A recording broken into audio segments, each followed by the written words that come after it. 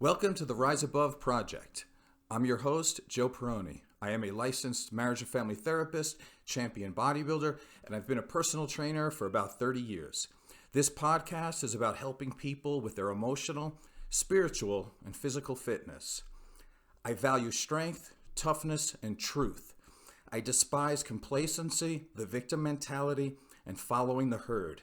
If you find my work to be valuable, please subscribe to my channel and tell a friend.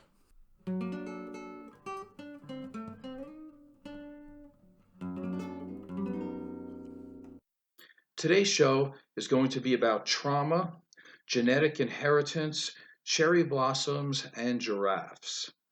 I was asked an interesting question this week, and the question was, how early can trauma make an impact on somebody's life? So here's my long and drawn out answer.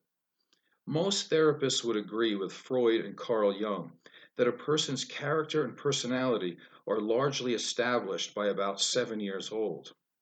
It would make sense then to say that traumatic experiences before 7 years old would have the greatest impact. Researchers at the University of California in Riverside have recently come to the same conclusion in a 40-year longitudinal study.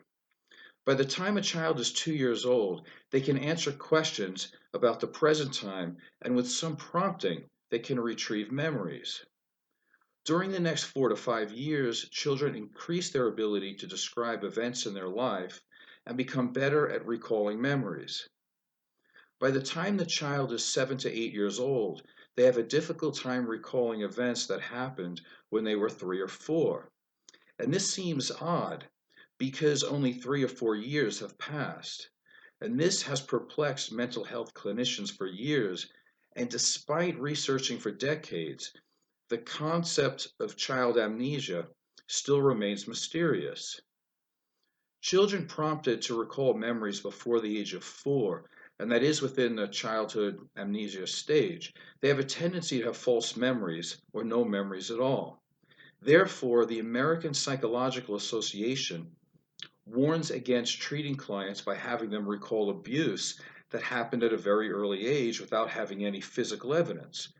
And this is due to the extreme difficulty in remembering events before 4 years old and the chance of retrieving false memories. This can obviously be disastrous for the client, families, and any perceived perpetrator. To be clear, it is within the ethics of psychotherapists to help clients retrieve childhood memories.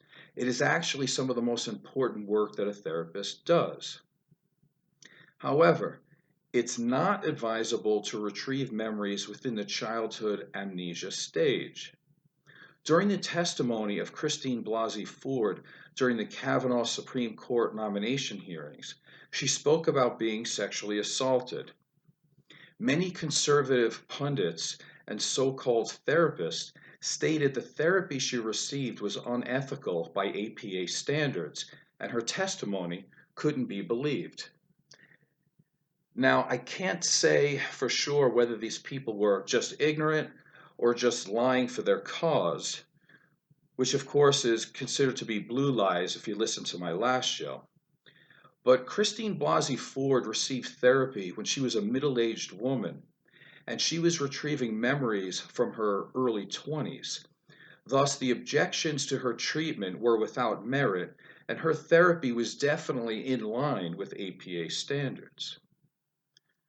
Research comparing how 20-year-olds and 70-year-olds' ability to recall childhood memories shows no clear difference despite the passage of time.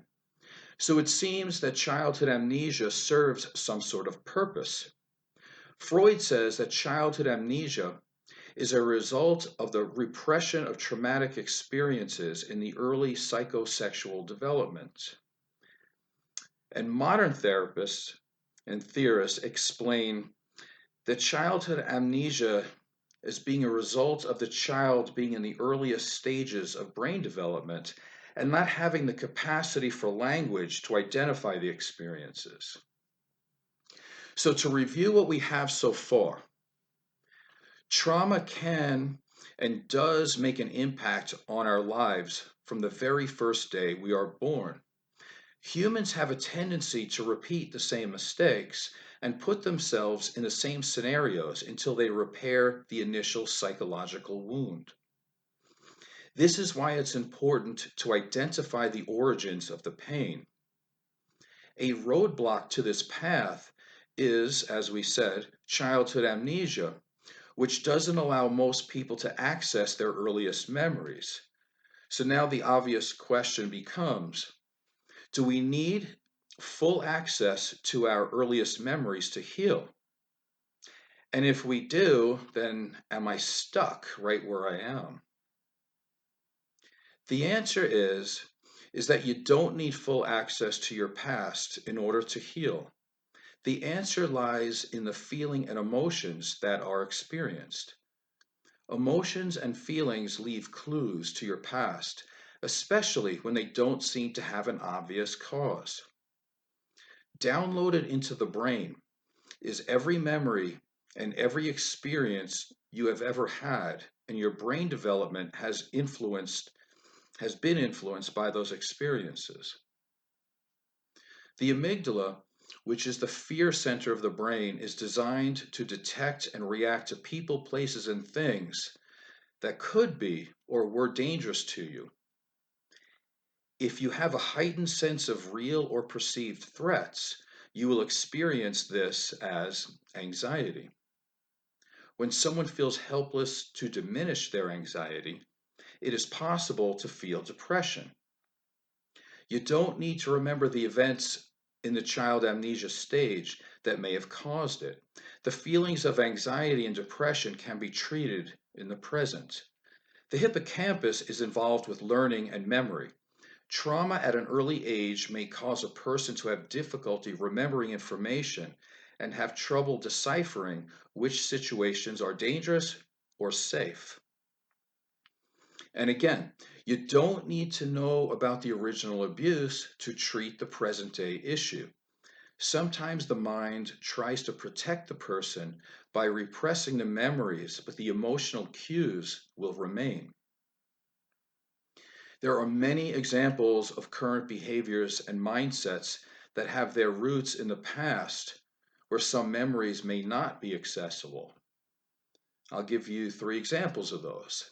So, number one, if you find it relatively easy to connect with other people, you don't feel abandonment, and you don't worry about people getting too close to you, then you probably had parents who were responsive to your needs as a baby. You learn to trust, you are securely attached, and you probably seek secure attachments in adulthood. If you have trouble and difficulty trusting others, getting close to others, and you have difficulty depending on other people, you may have had parents who were absent or slow to respond. You learn to not trust others. You learn that you needed to probably take care of your own needs, and a part of you became avoidant of relationships. If you worry that your partner doesn't love you or that your partner doesn't want to be with you, and you sometimes scare people away with your neediness or drama, then you may have had parents who were unpredictable in their responses to you, and you might act out with anger or helplessness with your partner. And this is a way to maintain your partner's attention and availability. So, the question that I find intriguing is this: can a person be affected by traumatic events before he or she is even born? And there's an answer to this. The answer to this question is based on the relatively new science of epigenetics, which studies genetic inheritance. Epigenetics is the study of changes in organisms caused by the modification of gene expression rather than the alteration of the genetic code itself. Let's make that a little bit easier. In other words, we're all born with certain genes, and we can't do anything about that. However, our choices and the environment we live in may turn on or off which genes are expressed. And there have been studies that suggest emotional trauma, physical trauma, and stressful living or events can affect emotional behavior, cognitive ability, and metabolism in future generations. Through the mechanism of epigenetic inheritance, chemical changes to the DNA can turn genes on or off. Epigenetic changes have been observed, but scientists have a difficult time deciphering which ones are relevant.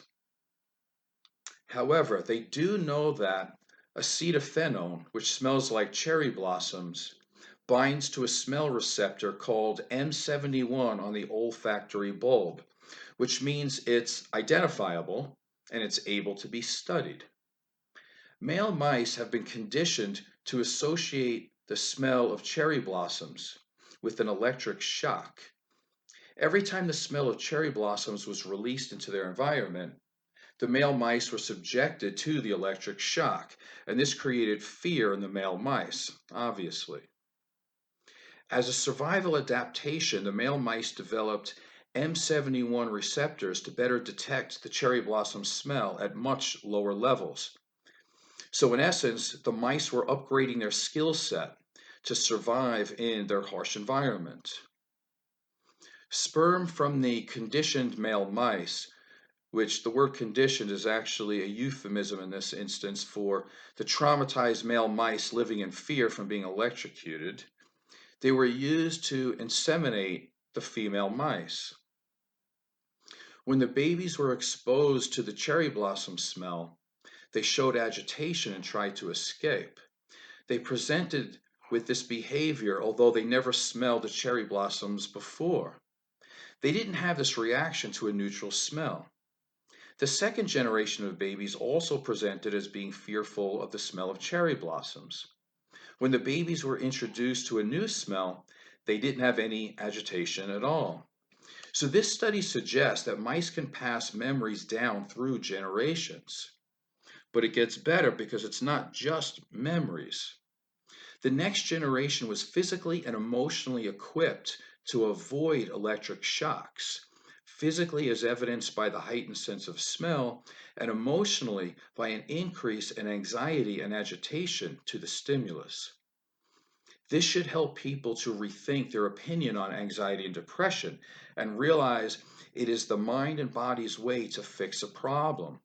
Feelings themselves are not the problem, although in the United States, that's what we're told that they are. Feelings and emotions are natural adaptations to the environment. These feelings and emotions need to be validated and acted on accordingly to further the healing process. Biologists are not now having to rethink Lamarckism evolution as a viable theory. Jean-Baptiste Lamarck posited that traits gained in life through use or disuse during the lifetime can be passed down to the next generation. It's also known as the inheritance of acquired characteristics. This theory was considered to be obsolete in favor of genes only being passed down by natural selection and genetic mutations. Lamarck believed that giraffes have long necks because they spend a lifetime reaching high into trees for food.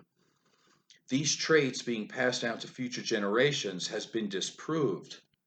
But the story doesn't end there. For an example, let's take a woman who decides to eat a healthy diet and work out 5 days a week. She will receive benefits in the form of muscular tone, improved brain chemical imbalance, emotional stability, self esteem, and so forth. If she gets pregnant, her acquisition of muscle development will not be passed down to her children. However, her brain chemistry, mindset, and emotional stability will be encoded in her child. It is widely accepted that if a woman is happy, emotionally supported, and has ample resources, her child will have a better chance of being born physically and emotionally healthy. So, yes, if you're pregnant, it is preferable to listen to relaxing music and have conversations with caring people than it is to have arguments and listen to the sound of gunshots or fire trucks. Studies on rats have shown that mothers who lick and groom their babies increase their baby's dopamine level. This allows the baby to feel nurtured and less stressed throughout its life. Baby rats who were raised by anxious, low nurturing mothers become anxious adults. And on a personal anecdotal note, my mother, she would refer to being pregnant with me and my sister as some of the best times of her life. And no matter how difficult life became financially, I have no doubt that her happiness during pregnancy and her ability to light up with joy in being a parent when we needed it most still benefits me and my sister to this day. So let's answer the original question, which was how early can trauma make an impact on somebody's life? The answer is a traumatic life or moment, or a charmed life or moment, can be passed down through multiple generations. Therefore, an individual can be impacted by their relatives, their parents, or caregivers' trauma or joy even before they're born. I hope this information helps people to understand the responsibility that everyone has to be the best versions of themselves. We all have the ability to improve and should realize that the lifestyle choices we make today will affect future generations. I am Joe Perroni from the Rise Above Project. Please subscribe and tell a friend. Thank you.